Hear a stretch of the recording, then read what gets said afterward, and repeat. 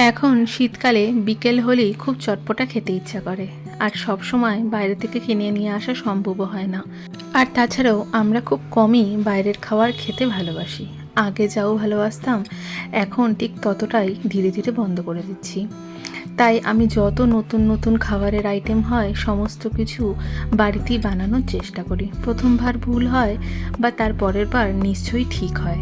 আজকে বাড়িতে তৈরি করলাম বিকেলের জল খাবারের জন্য লাচ্ছা পরোটা এগরোল। বেশ অনেক দিন ধরেই এগরোল খাওয়া হয় না। আজকে আমি কিন্তু কোনো রকম ময়দা দিয়ে এগরোলটা বানাচ্ছি না, আজকে আমি বানাবো পুরোটাই আটা দিয়ে। আটার এগরোলও কিন্তু খেতে বড্ড ভালো লাগে। তোমরা যদি না খেয়ে থাকো সেটা একবার ট্রাই করো। আটার একটা বড় গুলি নিয়ে বড় করে একটা রুটি বানিয়ে নিলাম।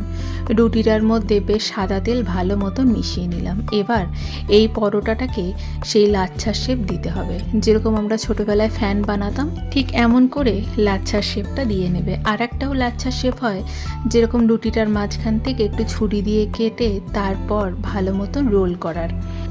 আমি এই রুটিটাকেও ঠিক সেরকমভাবেই সুন্দর করে একটা লাচ্ছার শেপ দিয়ে নিচ্ছি। আর লাচ্ছার শেপ দিতে দিতে কিন্তু সাইড থেকে একটু চেপে চেপে বাড়িয়ে দেবে। যেহেতু সাদা তেল ছিল তাই খুব সুন্দরভাবে আস্তে আস্তে করে এটাকে কিন্তু বানানো যাবে। খুব ভালো মতন যখন তৈরি হয়ে গেল, এবার মেন লাচ্ছার শেপটা দেওয়ার পালা। ভালো মতন মুড়িয়ে বাদবাকি অংশটা পেছন দিকে আটকে দেব। খুব সুন্দর লাগে লাচ্ছা পরোটা এগরোল খেতে, আর ততটাই কিন্তু পেটটা ভরে যায়। আমার মনে হয় নর্মাল এগরোলের থেকে লাচ্ছা পরোটা এগরোল খেলে ডবল পেট ভরে যায়। তো আমার বাড়িতে অল্প স্বল্প আটা সবসময় মাখা থাকে, তাই আমি চটপট করে আটা দিয়ে একটু বানিয়ে নিই। অনেক সময় এমন হয় যে ময়দা মাখার সময়ের অভাবে এই সব জিনিস খাওয়াই হয় না, কিন্তু একবার তোমরা যারা খাওনি আটা দিয়ে বানিয়ে একবার ট্রাই করো। দেখো লাচ্ছাটাকে ভালো মতন আমি গোল করে রুটির মতো বেলে নিলাম। খুব সুন্দরভাবে দেখবে যখন ভাজবো তখন লাচ্ছাগুলো অল্প অল্প খুলে খুলে যাচ্ছে। আমি অলরেডি 3টে বানিয়ে নিয়েছি আগের থেকে লাচ্ছা পরোটা। দেখো দেখতে বুঝতে পারছো কি সুন্দর লেয়ারিংগুলো তৈরি হয়েছে। চলো এবার একটা সসপ্যান ভালো মতন গরম করে প্রথমে দু সাইডটা লাল করে হালকা একটু সেঁকে নেব। সেঁকে নেওয়া যখন দু সাইডটা ভালো মতন হয়ে যাবে তারপর বেশ খানিকটা সাদা তেল দিয়ে এটা ভেজে নেব।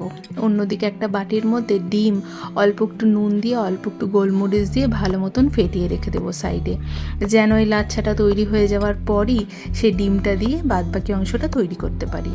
দেখো এক সাইডটা মোটামুটি ভালো মতো লাল লাল হয়ে যাওয়ার পর অন্য দিকটাও বেশ ভালো মতন ভেজে নিয়েছি। আজকে একদম দোকানে যেরকমভাবে শেফরা তৈরি করে সেরকমভাবেই তৈরি করার চেষ্টা করছি, আর বিশ্বাস করো খেতে হয়েছিল ততটাই দারুণ। এবার দু সাইডটা ভালো মতন ভাজা হয়ে যাওয়ার পর আমি এখানে বেশ কিছুটা সাদা তেল দিলাম, তার মধ্যে এই পরোটাটা দিয়ে দিয়েছিলাম। আমি একটা খুন্তি আর একটা সাঁড়াশির সাহায্যে যেরকমভাবে শেফরা করে ঠিক ওই রকমভাবে দু সাইডটা ভালো মতন ভেজে নেব। খুব কড়া করে কিন্তু দু সাইডটা ভাজতে হবে যাতে এই লেয়ারিংগুলো গোটা রান্নাটা এভাবে তাই বলে বাড়িয়ে নিয়ে লেয়ারিংগুলো কতটা সুন্দরভাবে আস্তে আস্তে খুলে গেছে। দু সাইডটা বেশ অনেকক্ষণ ধরে ভালো মতন ভেজে নেব তেল দিয়ে। ডিমের গোলাটা এর মধ্যেও, কিন্তু আমি যেহেতু একটু অন্য প্রসেসে করি পরোটাটা তুলে নিয়ে এই সসপ্যানের মধ্যে আর অল্প একটু তেল দিয়ে ফ্যাটানো ডিমটা যে ছিল সেটা দিয়ে ভালো মতন একটু এক সাইডটা ভেজে নেব। এক সাইডটা যখন ভাজা হয়ে যাবে তার ওপর আমি এই লাচ্ছা পরোটাটা দিয়ে দেবো। ডিমটা কিন্তু একদম কড়া করে ভাজলে হবে না, তাহলে কিন্তু লাচ্ছার মধ্যে ডিমটা লেগে থাকবে না। এর জন্য অল্প অল্প যখন কাঁচা কাঁচা থাকবে ঠিক সেই অবস্থায় লাচ্ছাটা দিয়ে আবারও দু সাইডটা ভালো মতন ভেজে নেবে। দোকানের শেফরা যেরকমভাবে দুটো জিনিস দিয়ে এরকমভাবে করে ঠিক আমিও সেই রকমই একটু চেষ্টা করলাম ওই আর কি। ভালো মতন যখন ডিমটা সেই পরোটাটার সাথে ভালো মতন ভাজা হয়ে গেল তখন এটা তুলে রেখে দিলাম। এক এক করে আমি 3টা ঠিক এমন করেই প্রতিটা পরোটা ডিমের মধ্যে দিয়ে ভালো মতন ভেজে নিলাম। চলো এবার এই এগরোলটা বানানোর পালা। আমি এখানে বেশ 2টো নিয়ে নিয়েছি, তার মধ্যে দিয়েছি অল্প একটু বিট নুন। সবার প্রথমে হালকা একটু বিট নুন ছড়িয়ে অল্প একটুখানি চাট মশলা আর অল্প একটু গোলমরিচের গুঁড়ো ছড়িয়ে দিয়েছিলাম। এগুলো দেওয়ার সময় ভিডিওটা অন করতেই ভুলে গেছি। এবার এক এক করে শসা আর গাজর কুচি ওপর থেকে ভালো মতন ছড়িয়ে দিলাম। তার মধ্যে দেবো বেশ খানিকটা লেবুর রস। লেবু বলতে কিন্তু পাতি লেবুর রসই দিতে হবে, গন্ধরাজ লেবু দিলে কিন্তু একদম ভালো লাগবে না। বেশ খানিকটা পাতিলেবুর রস ভালো মতো উপর থেকে চিপে দিয়ে দেবে। খুব বেশিও যেন না হয়, আবার একদম কম যাতে না হয় সেদিকে লক্ষ্য রাখবে। এবার এক এক করে সসগুলো দেবো। প্রথমে আমি এখানে ব্যবহার করছি চিলি সস। এখন যেহেতু ফ্রেশ ধনেপাতা পাওয়া যায়, তোমরা ধনেপাতা, পুদিনা আর ওই দই দিয়ে যে চাটনিটা হয় সেই চাটনিটাও কিন্তু ব্যবহার করতে পারো, সেটা দিলেও বড্ড দারুণ লাগে খেতে। ভালো মতো চিলি সসটা দেওয়া হয়ে যাওয়ার পর আমি এখানে টমেটো সস দিয়েছিলাম।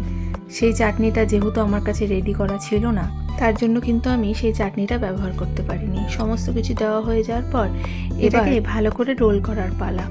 ঠিক আমি যেভাবে দেখাচ্ছি সেই রকম করেই রোলটা করবে, তাহলে কি হবে, নিচের দিক থেকে কোনো রকম কোনো সস বা গাজর পেঁয়াজ পড়ে যাবে না। অনেক সময় দেখা যায় অনেক দোকানদারই ঠিক এত বাজেভাবে প্যাক করে দেয় যেন নিচের দিক থেকে সমস্ত কিছু খেতে গেলে পড়ে যায়। আর আমি যেভাবে দেখালাম সেই রকমভাবে যদি তোমরা প্যাকটা করো তাহলে কিন্তু কোনো রকম কোনো কিছু নিচের দিক থেকে পড়ে যাবে না।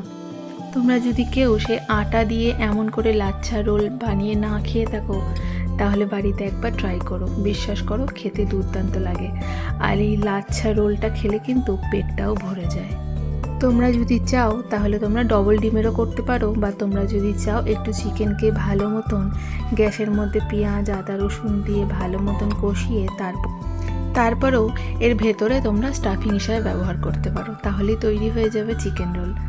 বিকেলের সন্ধ্যায় এমন একটা খাবার থাকলে তাহলে আর বাইরের খাবারের প্রয়োজনই হয় না, খেতে দুর্দান্ত হয়। চলো আজকের ভিডিওটা এতটুকুই। যদি ভালো লাগে একটা লাইক করে চ্যানেলটা সাবস্ক্রাইব করে পাশে থেকো।